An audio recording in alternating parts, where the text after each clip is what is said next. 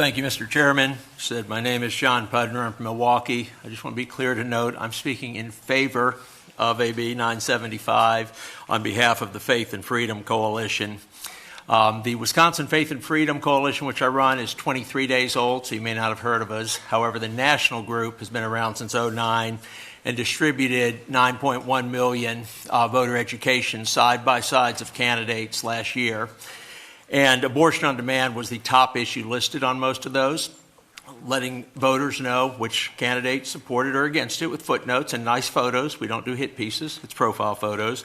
So it is a most pressing issue. It's not the only issue of protecting women's sports and defending Israel and some others, just for context, human trafficking, but this is a big one.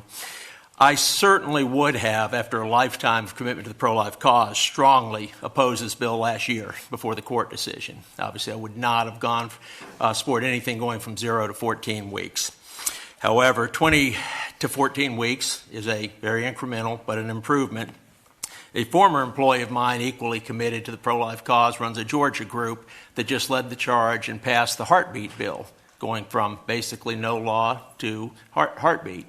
I'd much rather be supporting that bill, but I'm also a realist. That's not going to pass this year, and we know it. So I do believe this is a positive step. The thing I would ask all the fellow pro-life groups, who certainly agree with on the issue completely, to please just think of this as one step in saving babies. I want to save all babies. I was the oldest of 9 children, and when Roe came out, my mother took us to hand things out at abortion clinics and to watch a few women change their mind. I mean, that was another way to save babies. At Marquette, it was Marquette Students for Life. Scott Walker and I and some others built that into the biggest group on campus at the time. It was bigger than the Democrats and Republicans, believe it or not.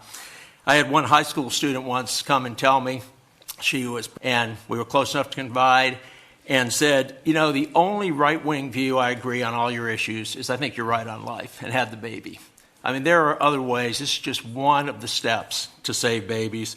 And thank you for everyone who talked about the crisis pregnancy centers. My wife was vice president of one of them. To watch some women who really just felt they didn't have a way to have a crib or food for the baby, or, those steps are steps to save babies. So I just ask the whole pro-life movement to consider a step like this at a time when it is the only feasible thing. And I just close by saying, I do go to daily mass. I don't think there's anything wrong with everyone talking about their faith.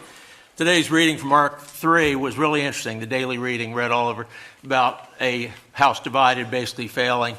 And I would just ask groups to try to unite on the pro-life side. The other side is very united. I don't hear a single argument today that would not argue for abortion up until birth. They've been united since I'm old, since Bill Clinton vetoed the partial birth abortion bill. There's been a 25% that wants an absolutist law, and they are together and unified. And I would just ask the pro-life movement to consider this, particularly after watching candidates getting attacked from pro-lifers for making races and other things. We're all trying to move in the same direction here on this side, and I would just ask for all the groups to consider that. I realize they're not for this today, but I hope we view this as just one step in an overall picture. See the red side. Thank you.